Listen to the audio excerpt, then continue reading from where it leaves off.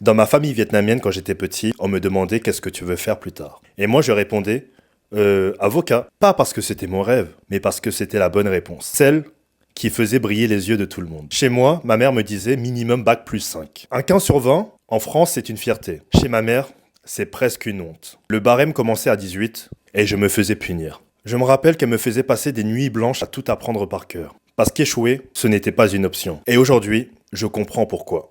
Cette pression, ce n'est pas simplement une question d'éducation, c'est un héritage. Nos grands-parents, nos parents, nos familles ont grandi dans des contextes de guerre, de colonisation, de pauvreté. Au Vietnam, au Cambodge, au Laos, en Corée, en Chine, il y a eu des famines, des bombes, des révolutions. Eux, ils n'avaient pas le luxe de rêver. Leur seul objectif, c'était de survivre, trouver de quoi manger, ne pas mourir. Alors forcément, quand ils ont eu des enfants, leur rêve à eux, c'était simple. Que leurs enfants ne vivent jamais la même galère. Et c'est pour ça que dans beaucoup de familles asiatiques, l'enfant devient la revanche de la famille sur l'histoire. La réussite, ce n'est pas individuel, c'est collective. Un diplôme, c'est laver l'humiliation du passé. Un bon métier, c'est effacer la honte de la pauvreté. Mais ce système a un prix. On fait porter ce poids aux enfants, quitte à les briser. On préfère un diplôme à un sourire. On préfère un statut à un rêve. Alors beaucoup d'enfants asiatiques grandissent dans le silence, en serrant les dents, en accumulant des blessures invisibles. Et là, quand tu compares avec la France, c'est un choc. Ici, tu peux rater, recommencer, changer de voie. Tu peux faire des études de droit et finir photographe. Mais en Asie,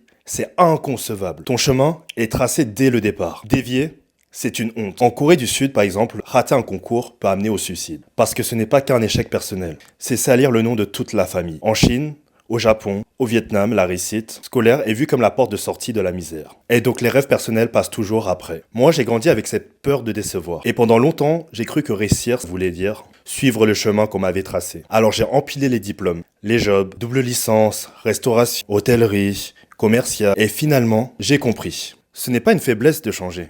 C'est une richesse. Parce que nos détours, nos échecs, nos expériences, ça construit plus que n'importe quel diplôme parfait. Et aujourd'hui, je crée du contenu. Oui, il faut garder la valeur du travail que nos parents nous ont transmis. Mais il faut briser ce cycle infernal de souffrance.